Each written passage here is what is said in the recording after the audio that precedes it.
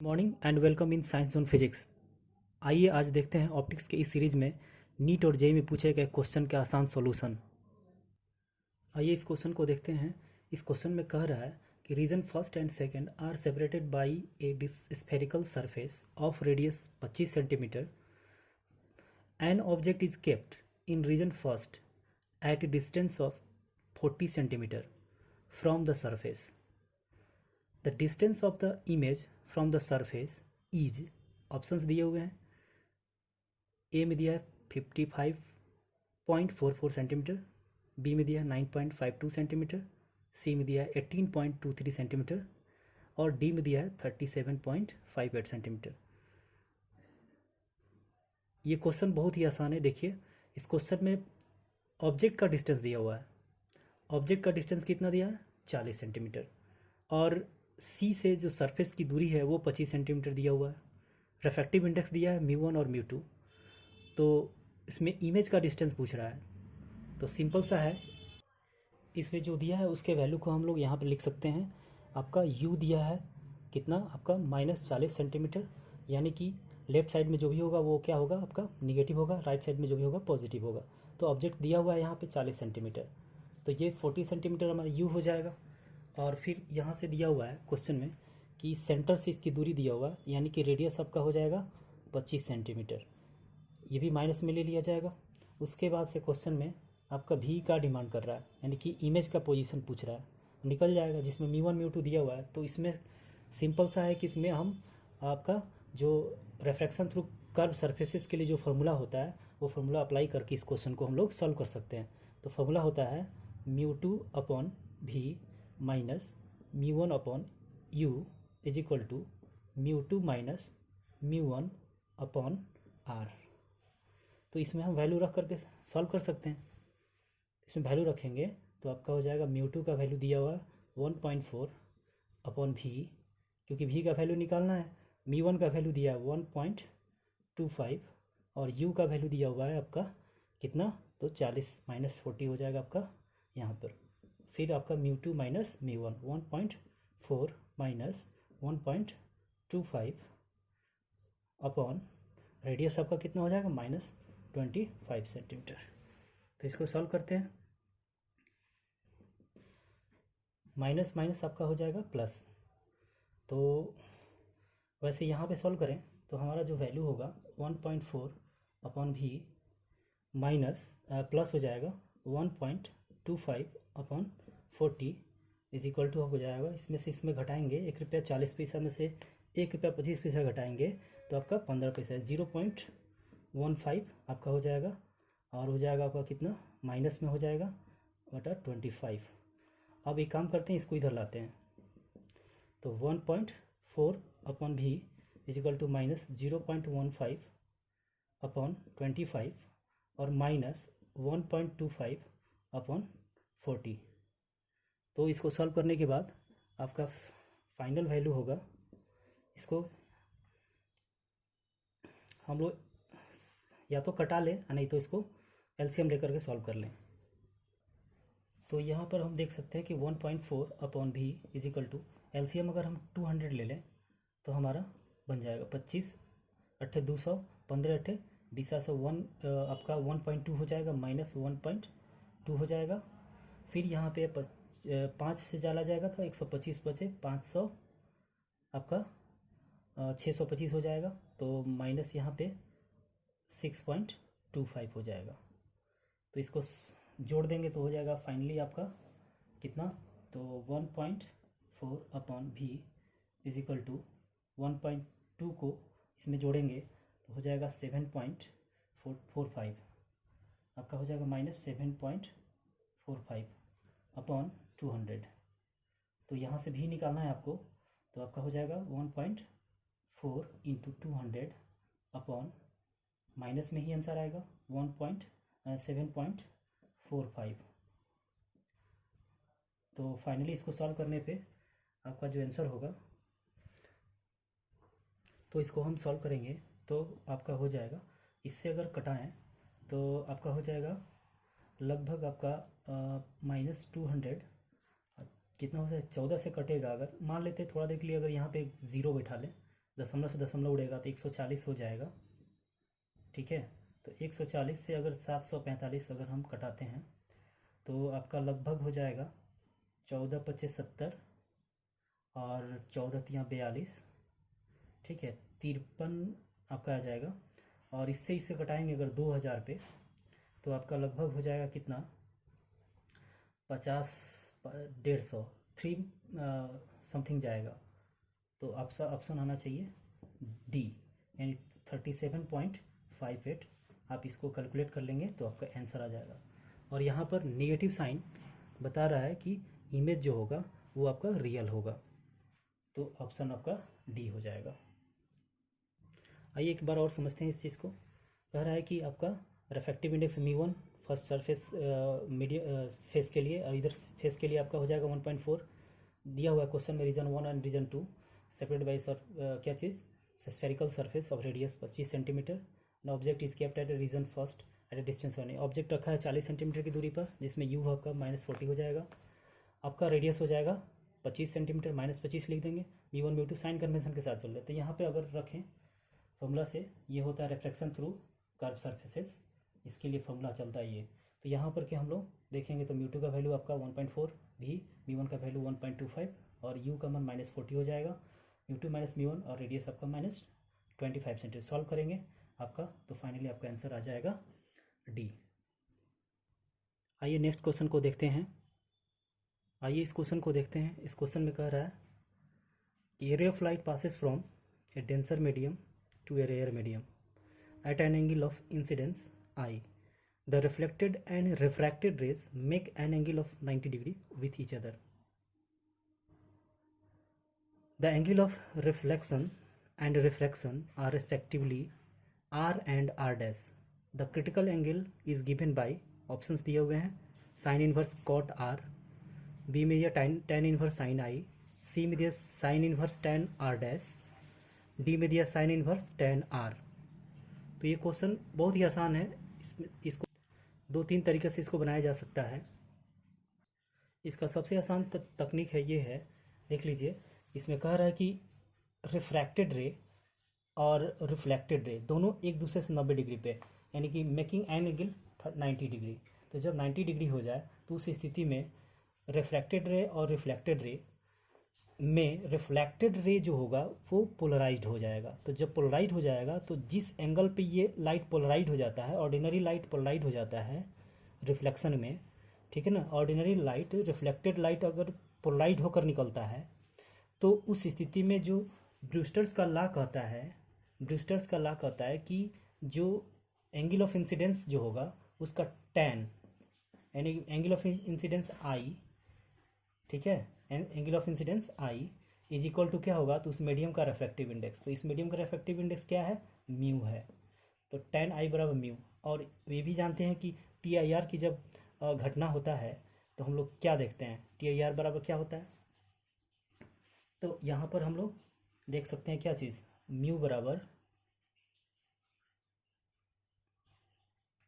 हालांकि इसमें पोलराइजेशन की बात क्वेश्चन में नहीं किया जा रहा है कि पोलराइज हो रहा है या अनपोलराइज हो रहा है, तो हम लोग ब्रूस्टर्स का लॉ अप्लाई नहीं कर सकते हैं। तो हम इस क्वेश्चन को एक और तरीका से बना सकते हैं। उस तरीके को देख लीजिए कितना आसान है वो भी।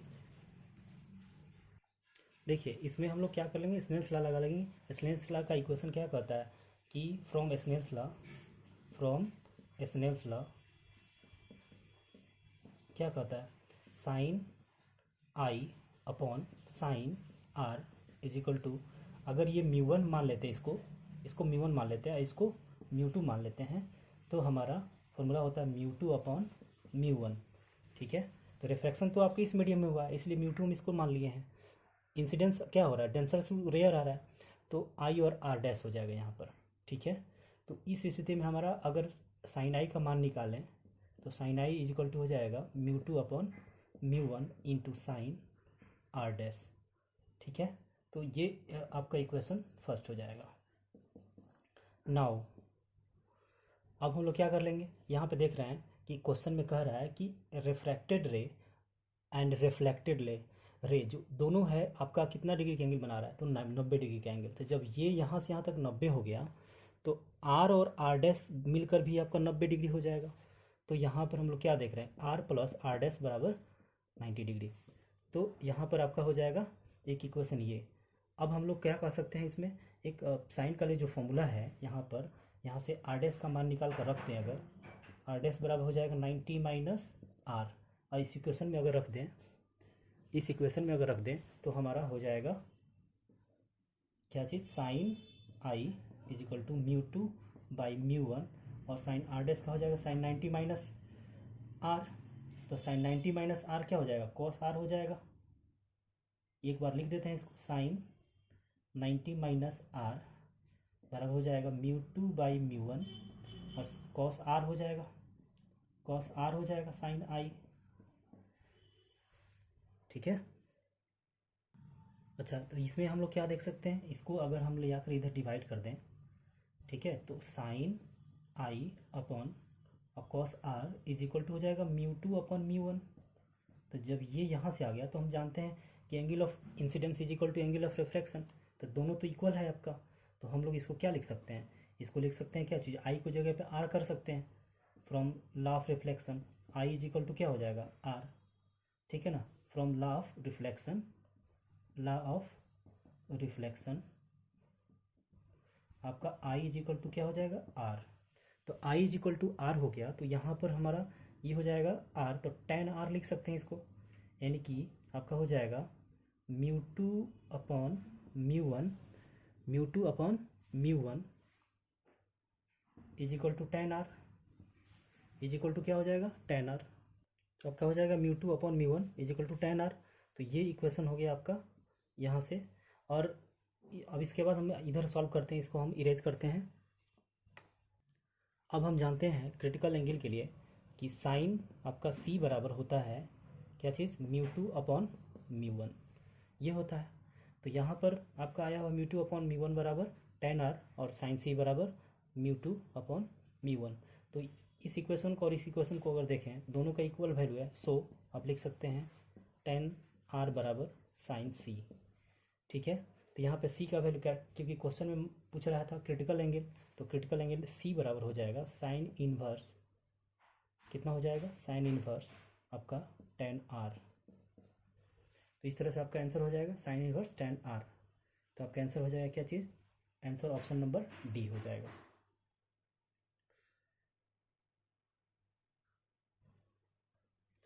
ये आंसर हो गया। चलिए आगे देखते हैं अगला क्वेश्चन। आइए इस क्वेश्चन को देखते हैं। कह रहा है a ray of light passing through a prism mu is equal to √3 suffers minimum deviation. It is found that the angle of incidence is double the angle of refraction within the prism. Then angle of prism is, आपका fill in the blanks है, वो angle बताना है degree में। ठीक है। तो ये क्वेश्चन बहुत ही आसान है। आइए देखते हैं। कह रहा है कि प्रिज्म में जो होगा आपका मिनिमम डेविएशन के केसेस में आपका बताना है कि आपका एंगल ऑफ प्रिज्म क्या होगा। तो ए का मान फाइंड करना है आपको, एंगल ऑफ प्रिज्म। तो प्रिज्म में हम अगर बात करें, थोड़ा देर के लिए कंसेप्ट थोड़ा सा सोच लेते हैं इस पर। कोई प्रिज्म है, मान लीजिए कोई रे ऑफ लाइट अगर इस सतह पे पड़ता है अगर, तो रिफ्रैक्शन के बाद फिर से इमर्ज हो जाएगा। तो इमर्जेंट रे जो होता है वो नॉर्मल के साथ जो एंगल बनाएगा वो ई लिखते हैं अगर, ये इंसिडेंट रे जो होगा वो नॉर्मल के साथ जो बनाएगा वो आई लिखते हैं। और यहाँ पर जो आपका दोनों नॉर्मल जहाँ पे मिलता है तो ये हो जाएगा R1 और ये हो जाएगा R2, ये होता है प्रिज्म एंगल। तो यहाँ पे मिनिमम डेविएशन का केस कहता है कि हमने पिछले वीडियो में भी न्यूमेरिकल्स इससे आया था प्रिज्म से रिलेटेड कि मिनिमम डेविएशन के लिए क्या कंडीशन होनी चाहिए। तो उसमें बताए होंगे कि तीनों रे सिमेट्रिक होना चाहिए बेस के, और ये एंगल इक्वल होना चाहिए मिनिमम डेविएशन के लिए। और उस स्थिति में हमारा क्या होता है कि आई और ए के बराबर भी होता है, और ये दोनों का जो सम होता है ये दोनों आपस में भी बराबर होता है। ठीक है। और ये दोनों का सम तो प्रिज्म एंगल होता है। तो यहाँ पे हम देखते हैं कि आई इक्वल होता है किसके, ए के, किसके, तो मिनिमम डेविएशन के केसेस में। For minimum deviation, for minimum deviation, for minimum deviation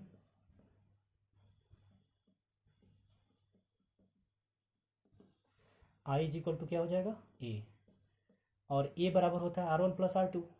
तो यहाँ पर दोनों इक्वल होना चाहिए, आई इज इक्वल टू ए होता है और R1 इज इक्वल टू क्या होना चाहिए, R2 for minimum deviation, condition है ये। तो यहाँ पर और ए बराबर क्या होता है R1 प्लस R2। तो इसको हम लोग लिख सकते हैं ए बराबर 2R। ए बराबर क्या लिख सकते हैं 2R लिख सकते हैं। तो ए बराबर जब 2R आया तो यहाँ से आई ए के बराबर है, तो क्या लिख सकते हैं आपका आर की जगह पे क्या हो जाएगा, ए की जगह पे आई भी है। तो यहाँ पर अब कंडीशन क्या कहता है हमारा फार्मूला से कि प्रिज्म का जो एंगल होता है वो उसके बीच रिलेशन जो होता है मिनिमम। यहाँ पे मान लीजिए ये इंसिडेंट रे अगर ऐसे जा रहा है और रिफ्रैक्ट इमरजेंट रे ऐसे जा रहा है, तो ये रे क्या होगा अपने पाथ से डेविएट हो रहा है। तो इसी डेविएशन को हम लोग बोलते हैं क्या चीज़, एंगल ऑफ डेविएशन, जो कि प्रिज्म के द्वारा उसको क्या किया जा रहा है, इंसिडेंट रे को डेविएट किया जा रहा है। तो इसके बीच जो रिलेशन होता है नाउ आपका हो जाएगा आई प्लस क्या चीज़, आपका फॉर्मूला क्या होता है i plus e is equal to क्या होता है ए प्लस डेल्टा। तो डेल्टा मिनिमम यहाँ पे लिख सकते हैं। जब डेल्टा मिनिमम हो जाएगा तो उस स्थिति में फॉर मिनिमम डेविएशन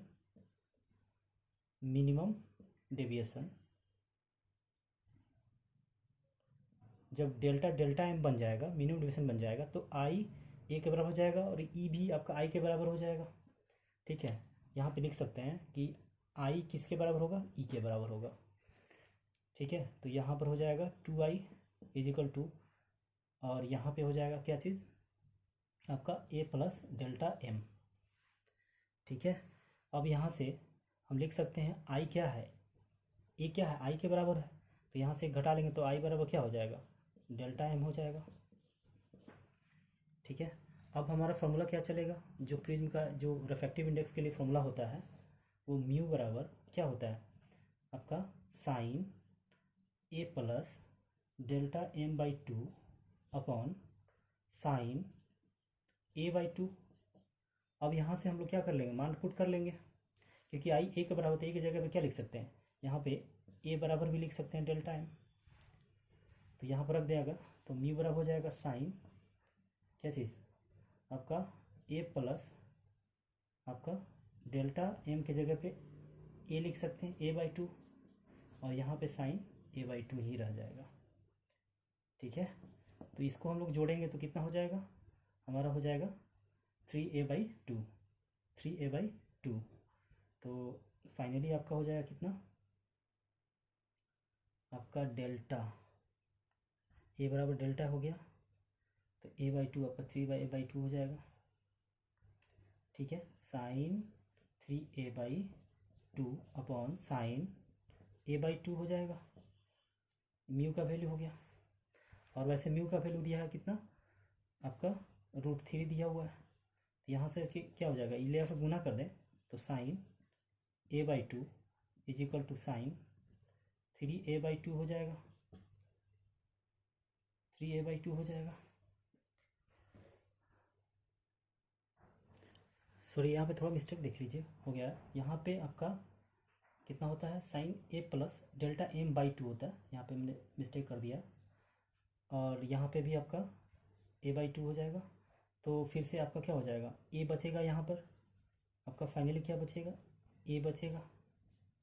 हमने यहाँ मिस्टेक किया था तो इसको इम्प्रूव कर लिए, ए प्लस डेल्टा एम बाई 2 होता है, ए प्लस डेल्टा एम का जगह पे आपका ए है, डेल्टा एम की जगह पे क्या है, ए है, तो ए रख दिए तो 2a/2, 2 से 2 कट जाएगा, यहाँ पे 2a/2 हो जाएगा।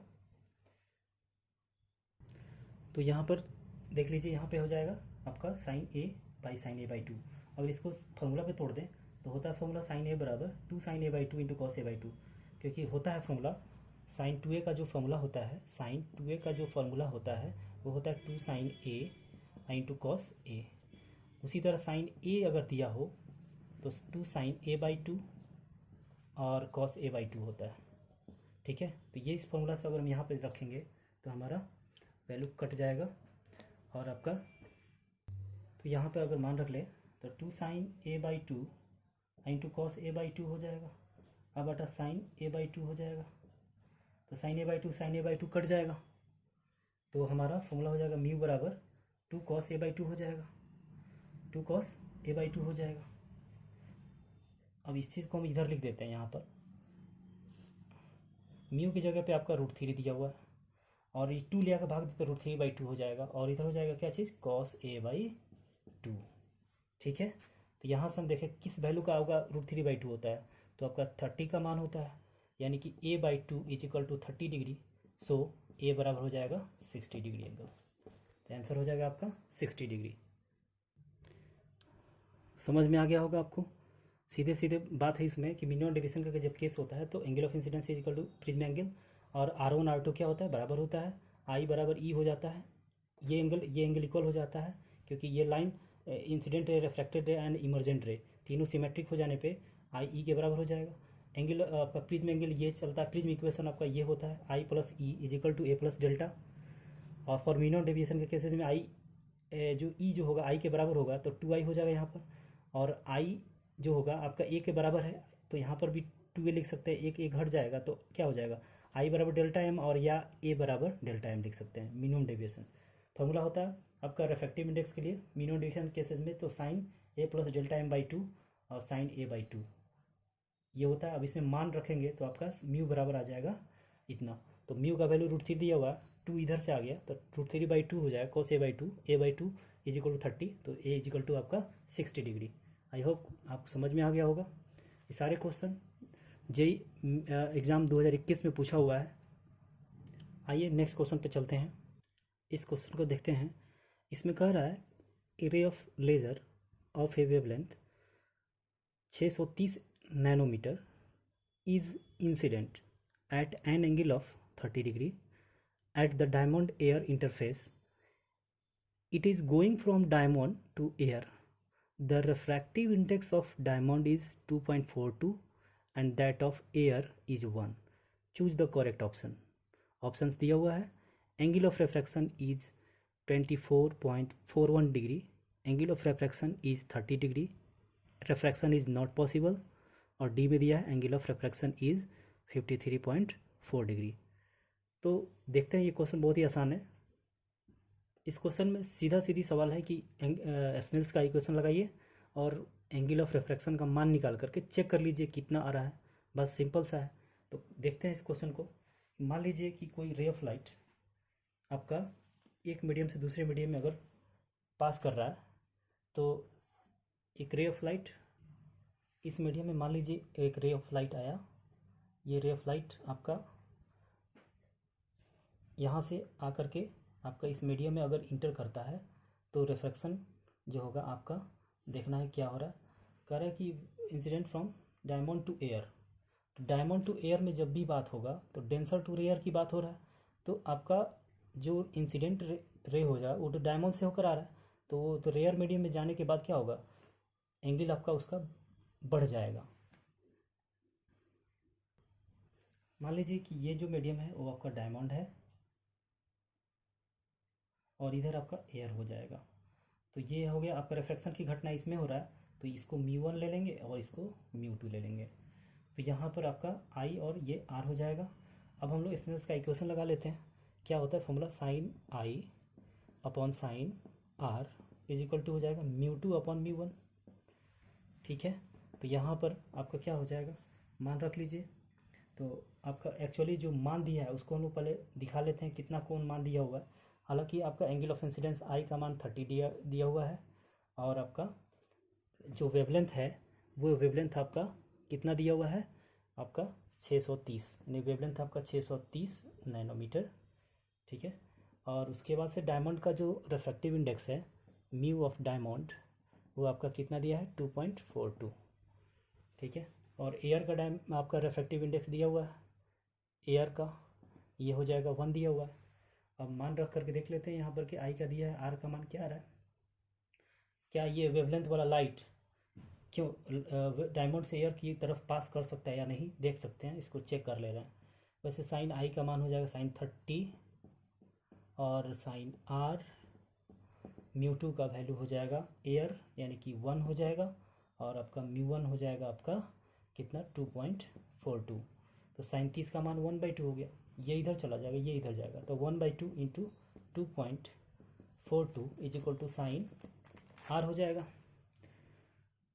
ठीक है, तो यहाँ से हमारा जो वैल्यू होगा वो कटने के बाद कितना हो जाएगा, साइन आर = 1.21 हो जाएगा। तो यहाँ पे तो साइन आर का जो वैल्यू 1.2 1 से ज़्यादा आ रहा है। इसका मतलब क्या हुआ कि ये मान कभी पॉसिबल ही नहीं है, क्योंकि साइन का जो मैक्सिमम वैल्यू होता है वो 1 होता है। ये आपका क्या 1 से ज़्यादा है, तो ये पॉसिबल नहीं है।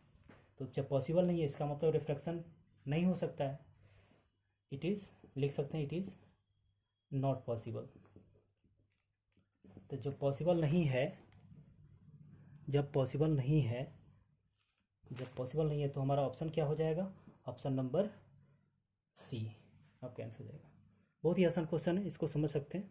एंगल ऑफ इंसिडेंस दिया हुआ 30 डिग्री, वेवलेंथ दिया है 630 नैनोमीटर। हालांकि वेवलेंथ का यूज नहीं है, हम चेक कर सकते हैं क्या वो वेवलेंथ वाला लाइट डायमंड से एयर की तरफ आपका पास कर सकता है या नहीं।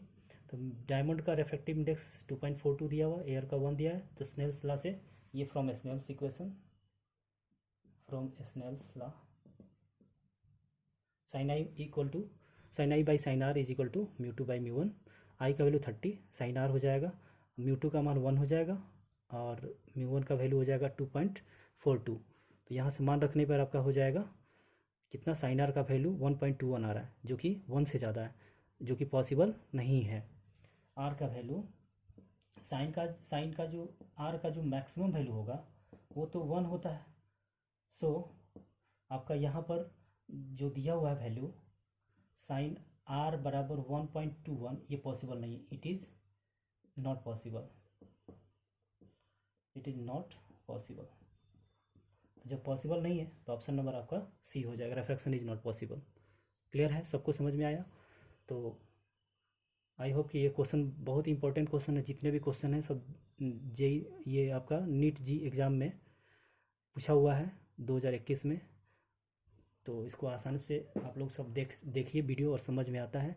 अच्छा लगता है तो लाइक और सब्सक्राइब ज़रूर करिए। धन्यवाद। अपने दोस्तों में ज़रूर शेयर करें ताकि मोटिवेशन के रूप में हमको एक मिले कि हाँ विद्यार्थी अच्छे विद्यार्थी लाइक कर रहे हैं, क्वेश्चन समझ में आ रहा है उन लोगों को जो तैयारी करते हैं मेडिकल और जेई के एग्ज़ाम के लिए। तो आप लोग ज़रूर ज़्यादा से ज़्यादा शेयर करें, यही मेरे लिए मोटिवेशनल होगा। ओके।